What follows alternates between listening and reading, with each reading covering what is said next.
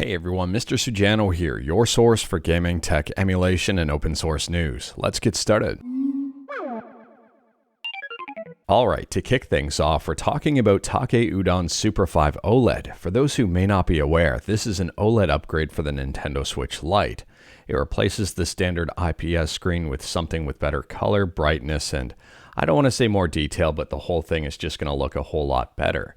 And if you get the Super 5 HDMI mod, it'll output in 1080p. Now, in my opinion, the pricing on these is very reasonable. I mean, it's $50 for the OLED, and if you wanted to get the HDMI mod as well, it jumps up to $70, but that is still pretty reasonable. Now, recently, Taki Udon provided an update about the Super 5 OLED with some good, not good news, and also some questionable news. So for the good news, the Super 5 Touch will slowly start rolling out to all 8 official bezel colors. The not good, Super 5 non-touch MP should finish on October 29th, with potential for some orders to miss October shipping. And the questionable piece, Nintendo indirectly contacted them about the Super 5. Now, unfortunately, I don't know the reason as to why Nintendo indirectly contacted them about the Super 5, but I do have my guesses. I'm wondering if it's just to make sure that they're not using any Nintendo Switch branding on it.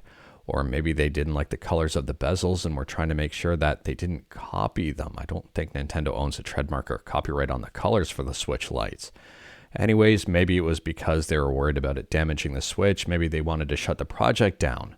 Or maybe they were very interested about the project considering the pricing to use that technology themselves in their own Switch Lite. Who knows here, maybe it's none of those. Let me know your thoughts about that in the comments below. So as far as I know, it's full steam ahead for the Super 5 OLED, and I don't think Nintendo can shut this down if they wanted to. I don't even know if they want to though. Next up, we're talking about Rayman 2, and it turns out that a brand new beta version of Rayman 2 has leaked. Now, this isn't a brand new game by any stretch of the imagination, but I think this is the first time the public is seeing this beta version. So over on X, there's a ton of information about this beta. There's a ton of videos showcasing it in action, and there's also a few interesting links to interesting information. From my understanding, this will be uploaded to archive.org once archive.org is back up. And this beta is not perfect. It's far from complete. There are a lot of rough elements to it. Cheats are able to be enabled if you want them, and they say here, what you'll notice first is how much the controls suck. They're very slippery. Rayman does a small slide after moving, and you can't hang off ledges. Personally, I find betas super interesting. It's neat to see early concepts and what the developers were kind of going for and what they were working with. Let me know your thoughts about this one in the comments below. Next up, we're talking about a game you may not be familiar with. The game is called Doom. It stands for Subscribe to Mr. Sujano. And this is a bit of a different version of it. So this one's called Doom CD32X Fusion, and version 1.0 just dropped. So anyways, they say here, Doom CD32X Fusion makes an exciting evolution of the Doom 32X Resurrection project, presenting the first non-full motion video game to leverage the power of the CD32X. Get ready for a groundbreaking gaming experience powered by Sega's cutting-edge technology. With all 5 processors and multimedia capabilities of the formidable Tower of Power at your disposal, you'll dive into Doom adventure like you've never before. I mean, this whole thing is pretty huge. They say prepare for an abundance of exclusive features, 100 hellish maps and 96 fantastic FM tracks, expertly ported or created from scratch by a talented team of industry professionals. And all of the relevant information is right here on their forum. So let me know if you agree with what Chili Willy says here. Whether you have the Tower of Power or the Battleship, you're going to lose sleep trying to play all of the new content. I believe this is now the definitive older generation console port of Doom. You'll need a PS3 or Xbox One to do better. Let me know your thoughts about that one. And like everything I talk about, link to everything will be in the description below right at the bottom. Next up here, we're talking about Discord, and it seems that Discord takes privacy very seriously. So this article's over on Torrent Freak, and it's titled Discord Disputes DMCA Subpoena, Rejects Role as Anti-Piracy Partner. So at a high level here, Korean game publisher Nexon is using the US legal system to address online copyright infringement. And the company obtained a DMCA subpoena that requires Discord to hand over the personal details of suspected pirates. While Discord has shared information in the past, it doesn't plan to cooperate any longer. refusing to play the role of anti-piracy police. Now, this news seems to be being talked about quite a bit. I mean, it started out with Torrent Freak, I think, and well, places like The Verge and others are now posting articles about it. And apparently here, Discord says piracy subpoena would violate users' First Amendment rights. And there's a note here that says Discord is committed to fulfilling its obligations under the law, but acting as your copyright assertion partner is not one of them. So I'm very curious to see where this goes in the future, but it seems that Discord has their lawyers involved, and well, Nexon does as well. Let me know your thoughts about this one. Next up, we're talking about Subnautica, but not. We're talking about Subnautica 2. And Subnautica 2 just got a brand new trailer on YouTube and a brand new Steam page.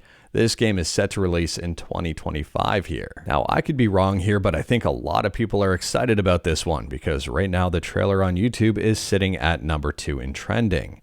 And it's headed to Steam, Epic, Xbox, as well as PC. I don't see anything on here about the PlayStation though. And taking a look at the top comments, and yeah, it seems people are really excited about this one. Someone says, "We are so back." Someone else says, "The Oxygen announcement gave me so much nostalgia."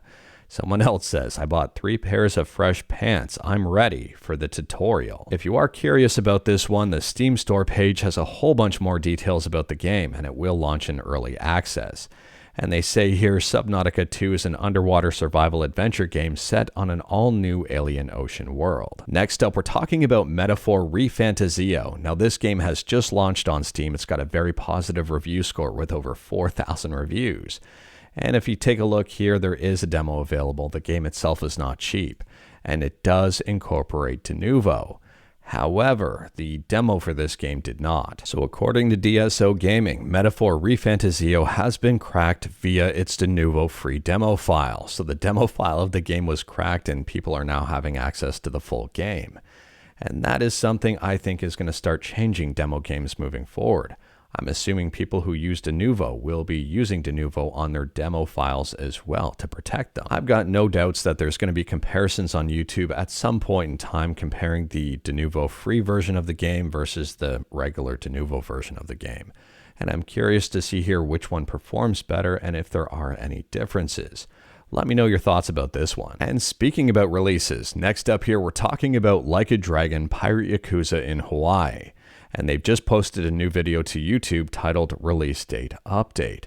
And I know what you're thinking, they've pushed the release date on this one, but no, it's actually the opposite, something we don't see very often at all. They have bumped up the release date from February 28th to February 21st, 2025. And that is because development is progressing smoothly. Now, I don't know what's going on behind the scenes here, but to me, this is absolutely baffling. I'm used to games being delayed, and delayed due to development and trying to make the game better. Not games being brought forward and released earlier because development is going very well. I'm thinking the final product on this one is going to be fantastic. I'm hoping the game is going to be good because it looks very interesting. And based on all of the things I've seen so far, I've got a lot of confidence in this game that it's going to be good on release. But I don't know here, maybe we'll be surprised and maybe it won't be that great. I'm hoping not though. Next up, we're talking about Tekken 8, and it appears that Tekken 8 is doing the right thing here with the whole Gamashi Temple DLC kerfuffle. So we talked about this one a while back, but basically at a real high level here, they released a brand new stage. And that stage was separate DLC and was not included in the ultimate version of the game. You know, the version of the game that people buy to include everything at least for year one. Well, that stage wasn't included and a lot of people were upset. And it appears that Tekken is reversing that decision and making that stage a part of the DLC. So they say here, pass owners will have access to the Winter Battle Stage DLC without needing to purchase it separately. So good on Tekken for doing right by the community. And they're giving everyone 500 Tekken coins as a gift if they log in between the specific period. And last up here, we're talking about something a little bit interesting in terms of game preservation. So apparently 6 months after Yoko Taro thanked fans for archiving his work on Nier and Drakengard, Square Enix is shutting them down. So one person who is responsible for these games said, "Yeah, thanks, I appreciate it." And it appears the company didn't appreciate it. So this was said in an Accord Library Discord message. "These past few years have been a pleasure, but we regret to inform you that we've been contacted by the Square Enix legal team. And after some private communications based on the outline requirements, we have come to the conclusion that Accord's library must close its doors by the end of the month. While we are sad to have this go, we also must respect the wishes of the legal team. The library and gallery will remain open for the next 2 weeks and will officially close on October 31st. So Games Radar points out while Square Enix has published most of Yoko Taro's games, he is not an employee of the company. Instead, he works essentially as a freelancer. So that kind of explains, I would say, why this all happened. Yoko Taro might be excited about it, but maybe he just doesn't own what's being published over there.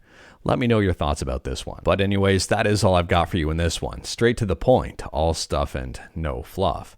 I'm trying out yet another camera today. I had a few sent to me for a review, and well, I'm taking them through the rotation and seeing which ones are great and which ones don't work as well. Interestingly, companies must have got word that I was having trouble with my standard camera here, and well, they took note and sent me some to review. Let me know your thoughts about this camera in the comments below, and we talked about a bunch today, so let me know your thoughts about anything in the comments below. If you like this video, leave a like. If you didn't like this video, leave a like. Hit that subscribe button, check out my other videos, don't tempt fate, save your state.